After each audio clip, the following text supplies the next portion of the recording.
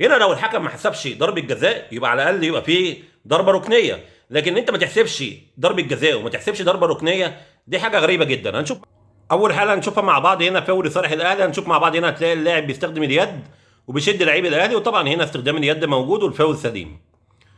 نروح للحاله اللي بعديها وهنا فاول لصالح الاهلي. هنشوف مع بعض هنا هتلاقي لاعب بيراميدز بيستخدم اليد وفي دفع بظهر لعيب الاهلي، وبعد كده كمان في التحام بالقدم. بص هنا التحام القدم دوت، هنا اللاعب دايس برجليه على وش رجل لعيب النادي الاهلي. لعبه زي دي الطبيعي يبقى معاها انذار، لكن هنا الحكم حسب الفاول بدون انذار. هنشوف الحاله اللي بعديها هتلاقيها زيها بالظبط، فاول لصالح الاهلي، وهنا برضو لعيب بيراميدز دايس برجليه على وش رجل لعيب النادي الاهلي، وهنا الحكم اداله انذار. يعني هنا قرار الحكم قرار سليم، حسب الفاول واداله انذار. كان لازم هنا برضو يحسب الفاول ويديله انذار. نروح للحاله اللي بعديها، الحاله دي مهمه جدا. هنا هنشوف مع بعض كده فاول طبعا لصالح النادي الاهلي، لكن بص هنا هو لعيب بيراميدز ما لعبش على الكوره، هنا في تعمد ان هو يعمل كوبري للعيب النادي الاهلي. بص هنا الجسم في تعمد، هنا الحكم حسب فاول. طالما لعبه زي ديت انت بتبقى شايف ان طالما اللاعب عمل الكوبري ووقع اللعيب يبقى هنا هو بتحسب فاول، لازم تديله انذار، لان هنا اللعبه دي خطر جدا. وزي ما شفنا مع لعيب النادي الاهلي اللاعب اتصاب وطلع بره المباراه. نروح للحاله اللي بعديها وهي ضربه الجزاء اللي اتلغت للنادي الاهلي. هنشوف مع بعض كده هتلاقي هنا الكره جايه في لعيب بيراميدز. اول حاجه قبل ما نشوف الكره جت في الايد ولا ما جاتش، الكره جت في لعيب بيراميدز وبعد كده طلعت بره الملعب. هنا لو الحكم ما حسبش ضربه جزاء يبقى على الاقل يبقى في ضربه ركنيه، لكن انت ما تحسبش ضربه جزاء وما تحسبش ضربه ركنيه، دي حاجه غريبه جدا. هنشوف مع بعض بقى هل الكره جت في اليد ولا لا. شوف هنا هو هتلاقي الكره جايه في صدر لعيب بيراميدز، وطبعا ما فيش ضربه جزاء لكن في ضربه ركنيه.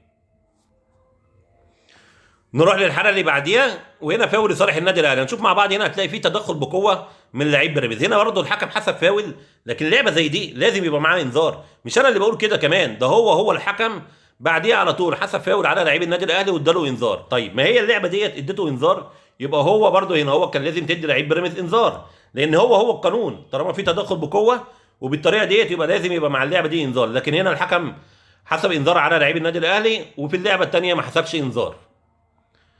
نروح للحاله اللي بعديها وهنا فاول لصالح الاهلي. هنشوف مع بعض هنا هتلاقي لاعب بيراميدز بيستخدم اليد في وش لعيب النادي الاهلي، وطبعا هنا استخدام اليد موجود والفاول سليم والانذار مستحق. نروح للحاله اللي بعديها هنا فاول على لعيب الاهلي. هنشوف مع بعض برده هنا هتلاقي اللاعب بيستخدم اليد مع لعيب بيراميدز، وهنا برده استخدام اليد موجود والانذار مستحق. نروح للحاله اللي بعديها هنا هتلاقي فيه التحام بقوه من لعيب بيراميدز. هنشوف مع بعض هنا هتلاقي اللاعب دايس برجليه على وش رجل لاعبي النادي الاهلي. تخيل اللعبه دي ما اتحسبش فيها اي حاجه، زي ما احنا ما شايفين مع بعض ادي التحام بقوه، وهنا الحكم ما حسبش اي حاجه. حتى لو الحكم ادى اتاحه فرصه فالانذار موجود، لازم ترجع تديله انذار.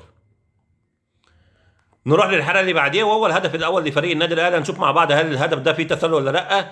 ادي لحظه لعب الكوره. هنشوف مع بعض هنا هتلاقي لعيب بيراميدز مغطي لعيب النادي الاهلي، طبعا هنا برده خط الفار اكد، وهنا طبعا الهدف سليم وما فيهوش اي تسلل. نروح للحاله اللي بعديها هنا فاول لصالح الاهلي. هنشوف مع بعض هنا هتلاقي فيه التحام بالقدم، وطبعا هنا الالتحام موجود والفاول سليم وكمان الانذار مستحق.